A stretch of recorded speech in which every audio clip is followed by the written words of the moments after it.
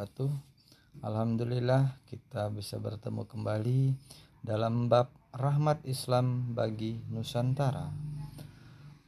Anak-anak semuanya, sebelum kita mempelajari lebih lanjut, marilah kita pelajari tujuan pembelajaran pada hari ini. Yang pertama adalah peserta didik mampu menganalisis sejarah perkembangan Islam di Indonesia. Yang ini diharapkan anak-anak bisa mempelajari sejarah yang ada. Yang kedua adalah peserta didik mampu menyampaikan hikmah dan peneladanan ulama dalam sejarah perkembangan Islam di Nusantara.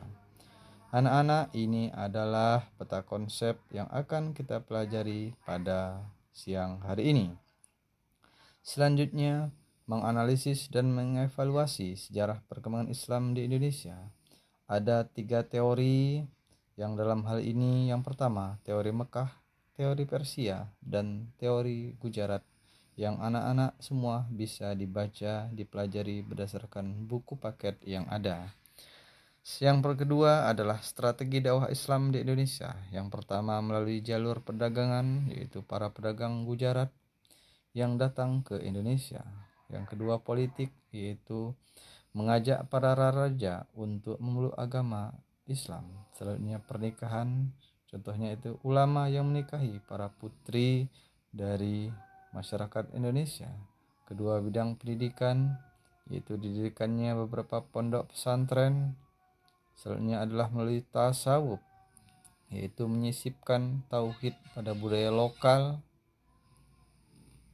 Dan selanjutnya adalah yaitu bidang kesenian yang dalam hal ini menyisipkan pelajaran Islam melalui seni-seni di masyarakat lokal. Selanjutnya adalah perkembangan dakwah Islam di Indonesia. Yang pertama yaitu di Pulau Sumatera, Pulau Jawa, dan Pulau Kalimantan. Papua,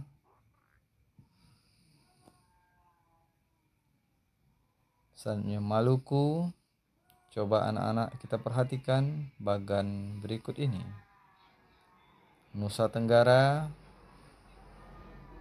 selanjutnya ke Pulau Sulawesi,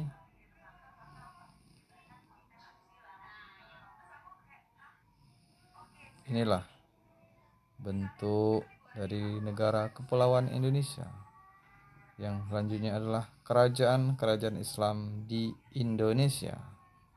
Yang pertama adalah Samudra Pasai, yaitu di Aceh, Kerajaan Aceh.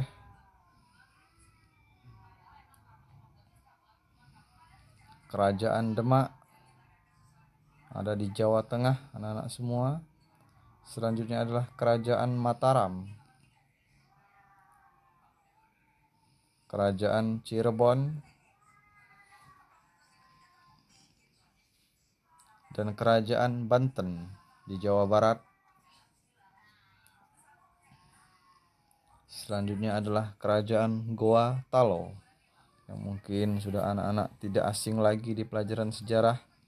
Kerajaan Ternate Tidore, yang itu semua termasuk kerajaan-kerajaan Islam yang ada di Indonesia.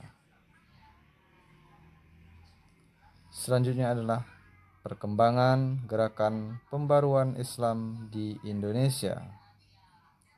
Yang pertama, Sekolah Tawalib, yaitu pendirinya adalah Haji Abdullah Ahmad dan Haji Rasul, berdiri tahun 1906 Masehi. Yang kedua, Jamiat Khair, yaitu pendiri Said Muhammad Al-Fahir bin Syihab, tahun berdiri 1905 Masehi. Dilanjutkan Al-Irsyad, yaitu pendiri Syekh Ahmad bin Muhammad As-Sorkati, tahun berdiri 1914 Masehi. Selanjutnya Nahdlatul Ulama, pendirinya adalah Kiai Hasyim Asy'ari, tahun berdiri 1926 Masehi.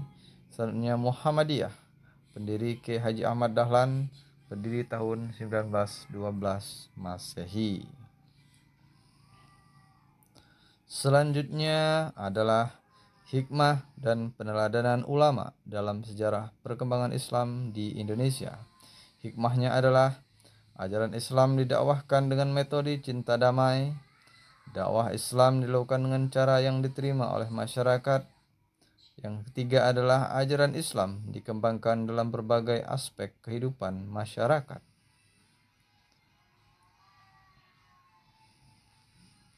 Selanjutnya, peneladanan, yang dalam hal ini semoga kita bisa mengambil hikmah dari pelajaran pada hari ini.